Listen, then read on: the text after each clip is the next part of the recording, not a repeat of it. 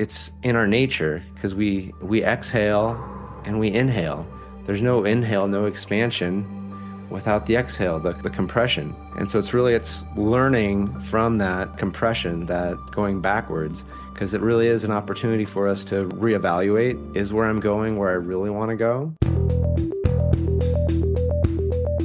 Are you ready to live a life with enough time, money, and energy? Have relationships and connections that delight you? Are you ready for the extraordinary life you know you've been missing? If so, then this is the place for you. I'm a best-selling author, coach, consultant, and speaker who's worked in technology for over 2 decades. I'm a leader at transforming people and organizations from operating in fear, obligation, and guilt to running off joy, ease, and love. It's time for Engineering Emotions and Energy with me, Justin Wink, Ph.D. Today, I'm going to be talking about backsliding. What is backsliding? That is where basically you've been making progress, you've been getting better in some area of your life, and you're going to the gym more often, or you're reading like instead of watching TV, or you're starting to go out there to try to meet new people, whether it's friends or romantic relationship, or it's you're working on improving your health, whatever it is. And then boom, you kind of like go backwards. Feels like you go backwards. You're doing even worse than before. So that is backsliding.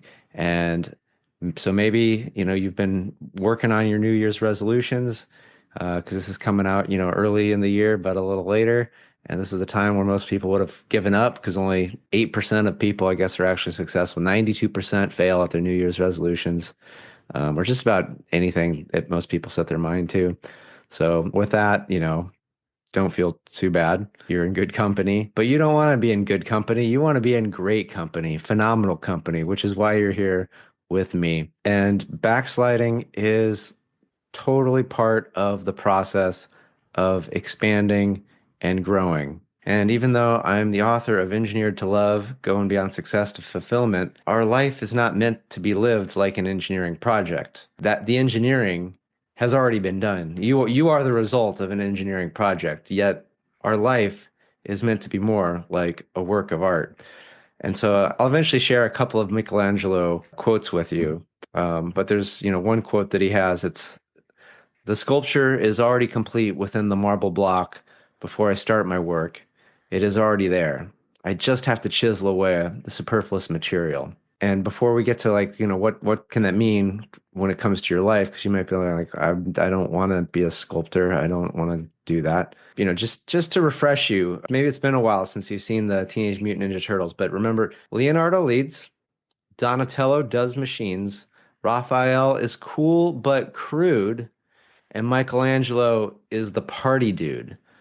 So this is a guy that knows how to enjoy life, and I want to enjoy life, and I want you to be able to enjoy life. So that's why we are going to be taking guidance from Michelangelo here, who was the funnest turtle who wielded the nunchucks.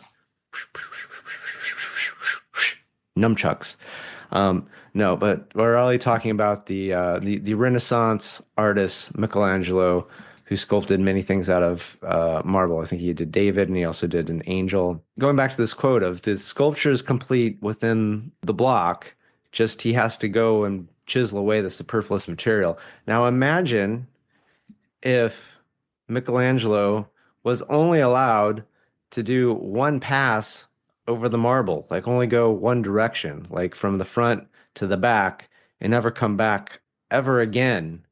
What do you think that art, how well would he be able to get rid of the superfluous material? I mean, I'm sure he'd be able to come up with some cool stuff under that restriction, but probably would be nowhere near as amazing as what he created by painstakingly over hours and hours and hours going back and forth over places and getting off, bigger chunks and then smaller chunks to eventually reveal, the beauty of these work of arts. And our life is the same way.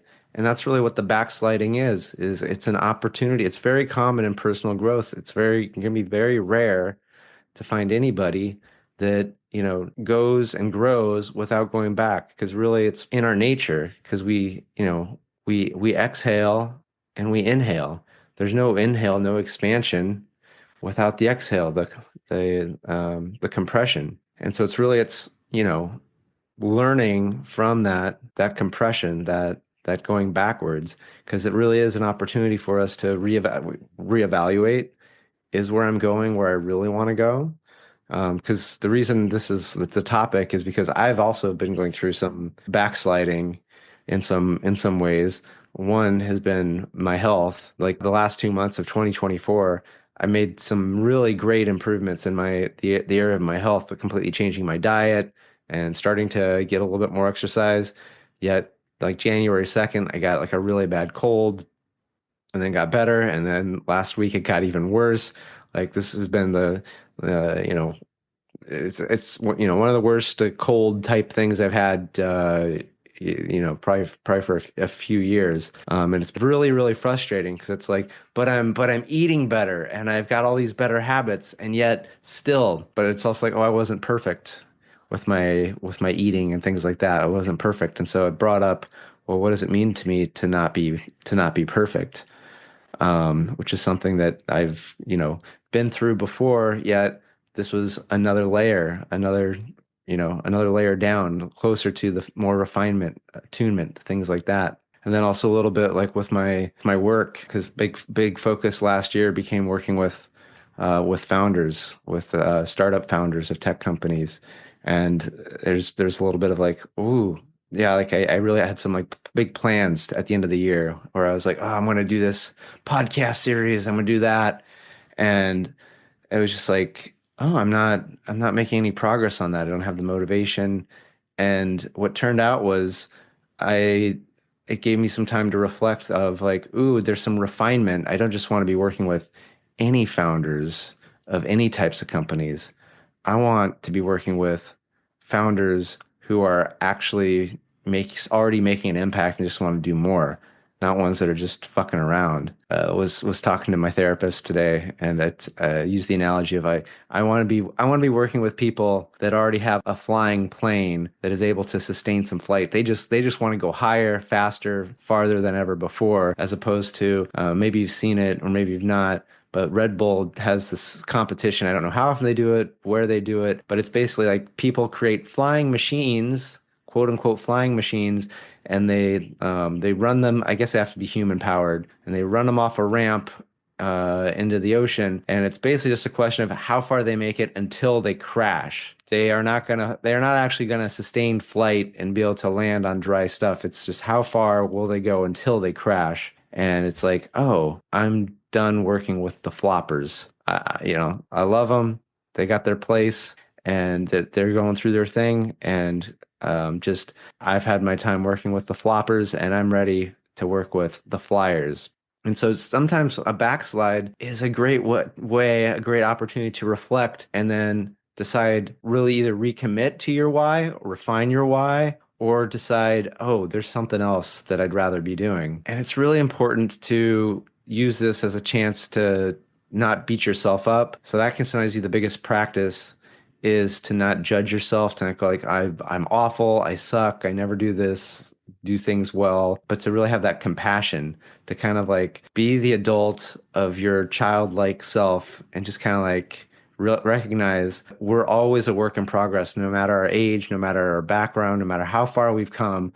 Chances are we're doing something we haven't really done before. Otherwise, why the fuck are you doing it? If you're just doing what you've done before, you're probably bored out of your mind. And then some people can just keep doing the same thing over and over.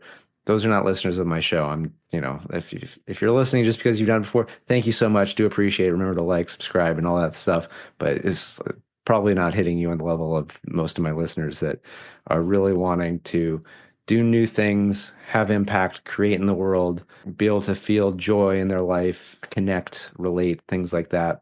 And so it's a good opportunity to see how well your support system is as well. And I really got to see how well my support system was, because basically in the last couple of days, everyone that I work with, I've now worked with, and I've gotten so many revelations onto things that I could change, shift, look at differently. And it's like I wouldn't have been able to do that all by myself without my support team a therapist, coach, and various other people that I have that help me out. And so it's a great time to reach out to them. And if you don't have them, then maybe this is the sign of like, hey, it's time to get a support team. Because there's a quote, I think it's an old saying, which people's it comes from, but it's like if you want to go fast, go alone. If you want to go far, go with others. Something like that. So yes, you can move really quickly, but you might not actually make it very far because there's a whole lot of reasons. Like, you might go fast, but then you're gonna run out of energy, run out of steam. You might go fast, but you might just smack into a wall. You might be going in circles. Yet when you go with others, there's people there that are gonna have other things to help decide like what is the best direction to go, what's the best way to go. Like if you need to rest, then maybe they're there to support you.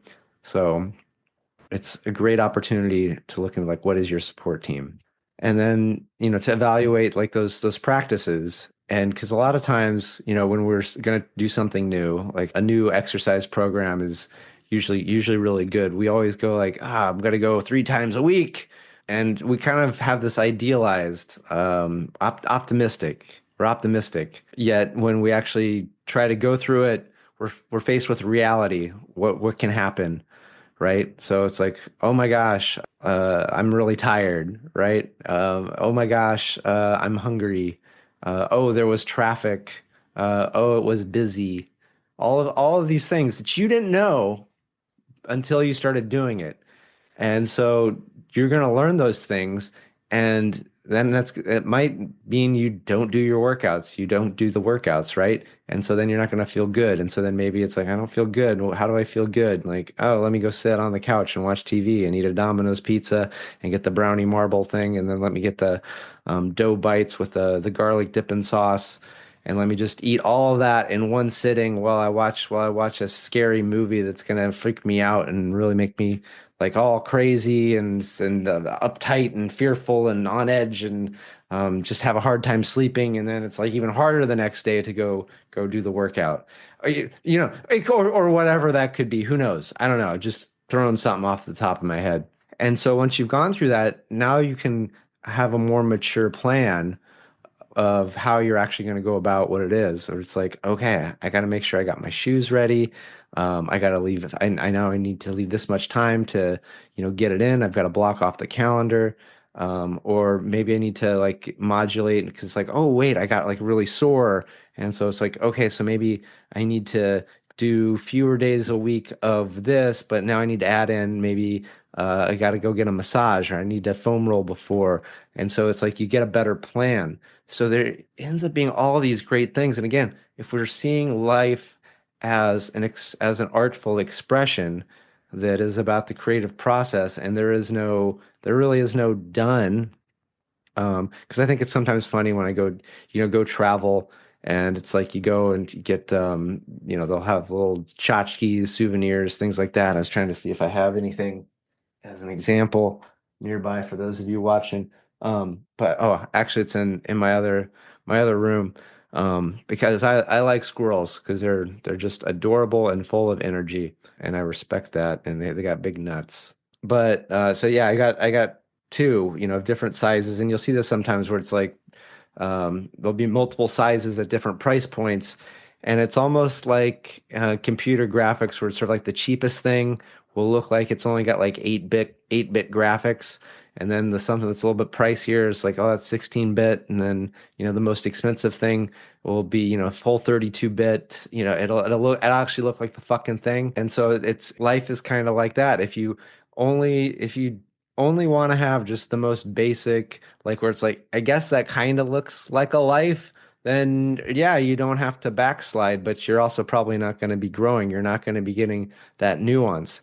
But if you want the fullest life, the biggest expression, with the most details, the most intricacies, the most possibilities, all of the curves and the expression and the texture and the light and the color and the sounds and all of the things. A lot of going forward, but then also a lot of back to bring about the life that's worth living. And so I'm gonna end this with a couple more Michelangelo quotes. Dude, what'd you do with the pizza? No, that's not Wrong Michelangelo. When asked about, there's an angel that he sculpted. And I think this is great because it's like, in fact, we are the angel being sculpted, and we are the sculpture and the sculptor. Yes. He said, I saw the angel in the marble and carved until I set him free. It's just not linear. Creating art is not linear, and so is our life. So this expectation that it's A to B, it's total bullshit.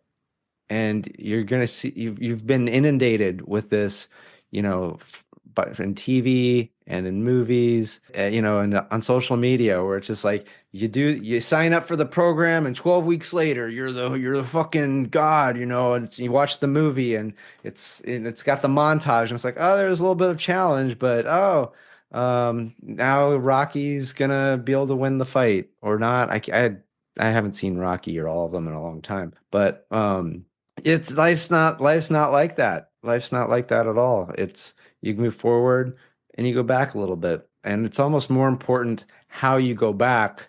What's your attitude? Are you learning? Because if you go back and you just use that as like, well, I guess I didn't get it, and you give up, then you're just gonna get what you get. But if you are able to see that it's part of the process, that yes, you are in fact growing, and you can continue going, that you really only fail when you give up, then that's going to create an artful life worth living. And you are worth that. I'm worth that. We're all worth that. We are worth creating an amazing, amazing life together as well. And Michelangelo also had another quote. It said, I am still learning. And he was considered a master. So if a master of art can say, I'm still learning, then even you, yes, you, dear listener, dear viewer, you can also still be learning, no matter how far you've come, because you still seek even more. And for even more, that means there is more to learn. And if we get stuck on the how we learn, then we're never going to be able to learn what we need to learn to experience what it is we desire. So let go of how you're going to learn it. You are going to learn it. The key is to just set the direction and go, and to monitor, be aware of what's happening, and to adjust. Because I live near the ocean. I like to sail. I like doing water sports. And the thing is, there's currents, there's winds. If you set your direction and you just go chill out, you are going to hit some rocks, or you are going to capsize. You are not going to make it to where you want to go. But yet, if you are in it, you are present, you are with the current circumstances, and you are adjusting, then it is the ride of a lifetime. It is a ride of a lifetime. So let your life be art. Let your life be that voyage, that journey on the sea. And I'd love to hear, maybe if you've backslid or had some challenges, share it. Let me know, and maybe I can offer some perspective on how you move forward. I'm really good at that shit. Really, really, really, really good at that. So yeah, so I do wish you well. It's one of those, like, I wish you ease, joy in making forward progress, but I also wish you ease and joy on your backslide, because you are making some amazing art, my friend, and it's glad to be here with you. And with that, thank you, and good day. Thanks for tuning in to Engineering Emotions and Energy with Justin Wink, Ph.D. Today's episode resonated with you? Please subscribe and leave a 5-star review. Your feedback not only supports the show, but also helps others find us and start their journey of emotional and energetic mastery. You can also help by sharing this podcast with someone you think will love it just as much as you do. Together, we're engineering more amazing lives.